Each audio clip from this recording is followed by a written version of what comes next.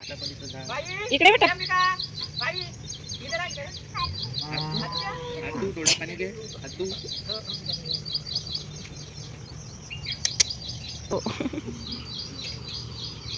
ये हात धुतला.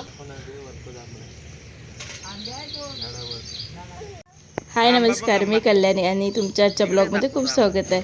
तर आज आलो आपण माझ्या मावशीच्या गावाला आणि ते पण शहराच्या ठिकाणावरून गावाकडे. खूप शांतता असलेलं अशा ठिकाणावर, म्हणजे गावात जेवढं म्हणता येईल तेवढं फ्री एन्जॉयमेंट आणि खूप साऱ्या गोष्टी इतक्या छान म्हणू शकतो आनंद देऊन जातात ज्या पैशाने पण घेता येत नाही.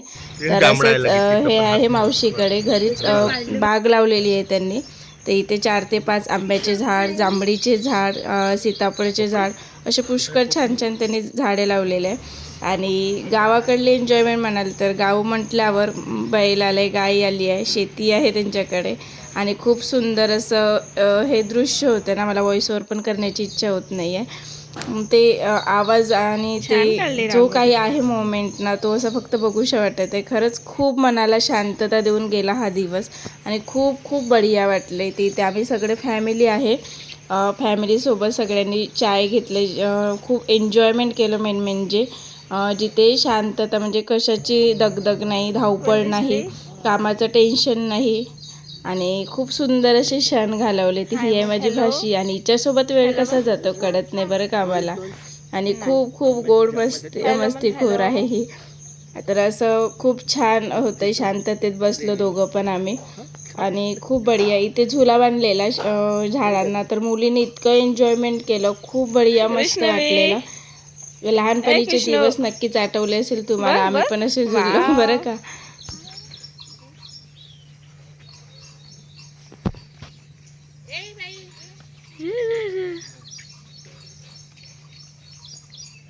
असं ना, खूप दिवसानंतर झाडाच्या खाली बसून आम्ही दोघं चहाचा आनंद घेत होतोय.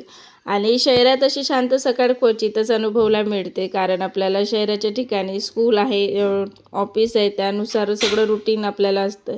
आणि इथे गावाकडे म्हटलं तर थंड हवा, पक्ष्यांचा किलबिलाट आणि हातात गरमागरम चहा, यापेक्षा मला तरी वाटत नाही सुंदर दिवसाची सुरुवात होऊ शकते.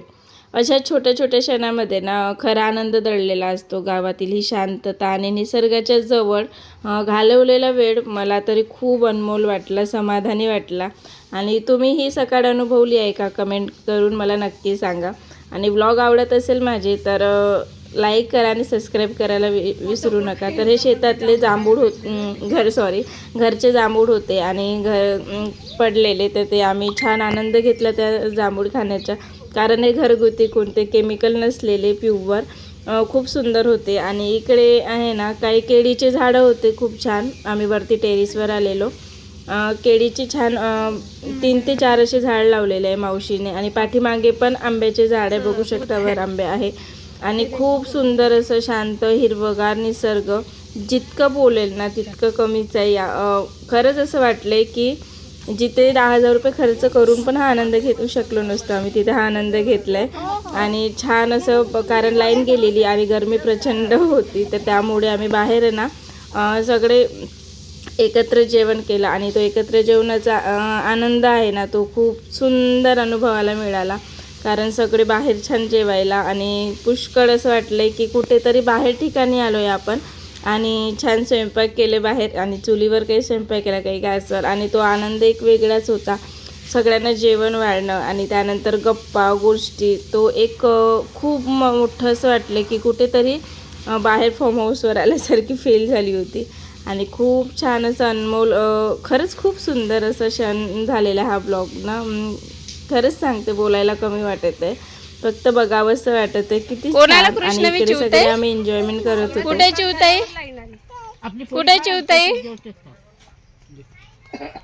आणि मी बनवलेली होती पाटवडीची भाजी. आमच्या गावाकडे ही खूप फेमस आहे, त्यामुळे मावशीची इच्छा होती की तुझ्या हातची भाजी बनव, मी तर रोजच खातो आम्ही घरी. आणि सगळे मिळून, सगळ्यांना खूप भाजी आवडलेली आणि सगळे मिळून आम्ही जेवायला बसलो. सगळेजण मावशीने बनवले पाटवडीची भाजी, वरण भात पोळी आणि आंब्याचा रस.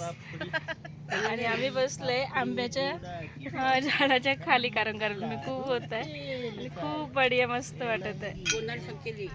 ही माझी आजी.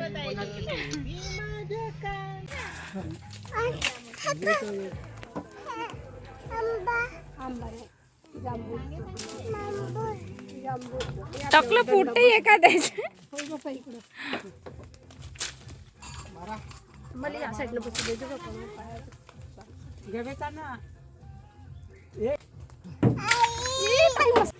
दुसरी आली म्हणते आता तुम्ही चढू शकता ना, चढा ना. तुम्ही जवान माणसं. माझ्यासाठी बाय बाय या नागपूरला. बाय म्हणा.